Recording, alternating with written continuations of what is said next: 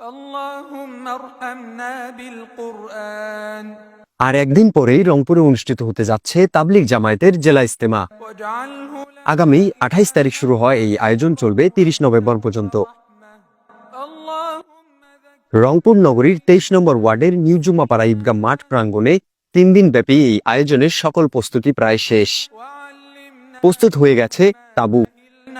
দূর দূরান্ত থেকে ইজতেমায় অংশ নিতে আসা মেহমানদের থাকার ব্যবস্থার পাশাপাশি তাদের গোসল ও প্রসাব পায়খানা ত্যাগের জন্য তৈরি করা হয়েছে 6 শতাধিক অস্থায়ী শৌচাগার। وارزق বিশুদ্ধ খাবার পানির পর্যাপ্ত ব্যবস্থা রাখতে বসানো হয়েছে বেশ কয়েকটি পাম্প। মুসল্লিদের উজুর জন্য পুরো ইজতেমা এলাকা জুড়ে রয়েছে পর্যাপ্ত অজুখানা।